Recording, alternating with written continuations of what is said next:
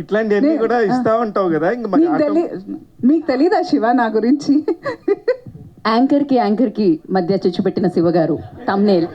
Madam నేను కాదు, మీకు అదే జరుగుతుంది వాళ్ళందరూ సింబా కూడా. ప్రెస్ మీట్ లో రాసుకో సాంబా. ప్లీజ్.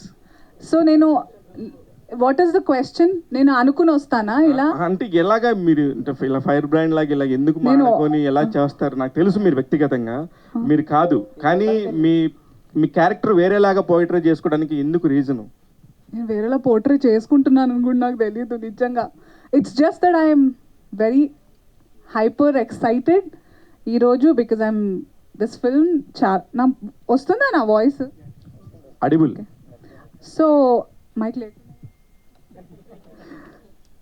చాలా అంటే నేను చాలా ఎక్సైటెడ్గా ఉన్నాను.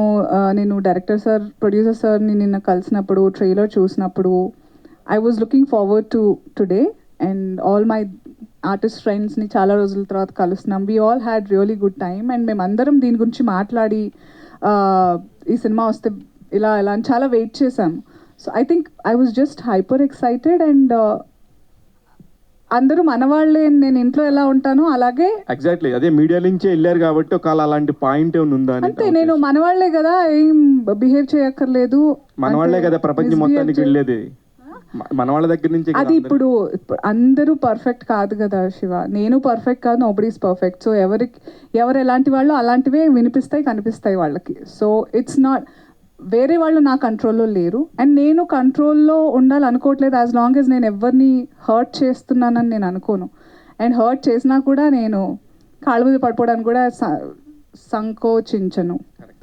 తెలుగు వర్డ్ కరెక్ట్ అది. Thank you. I don't hesitate. So I don't have any fear. నేను భయపడాల్సిన అవసరం లేదనిపిస్తుంది. మన వాళ్ళే అందరూ సరదాగా నవ్వుతూ మాట్లాడతాము.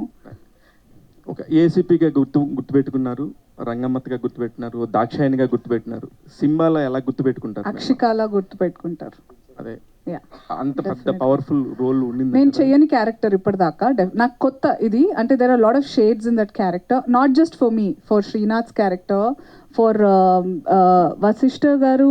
మా అందరినీ కొంచెం అంటే ఆయనది ఇంకా controlling, how do I say, ఆయనది ఒక క్యారెక్టర్. కానీ షేడ్స్ అంటే అనీష్ గారు, నేను, శ్రీనాథ్, మా వాటిలో చాలా షేడ్స్ ఉంటాయి. We will be very entertaining for all.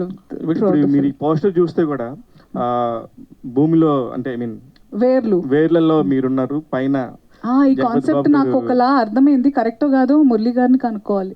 What is the purpose of placing us in a certain place? It's a commercial way, అంటే మార్కెటింగ్ స్ట్రాటజీలో అలా ఉంది. It's a part of the story. Part of the story నా అనేది.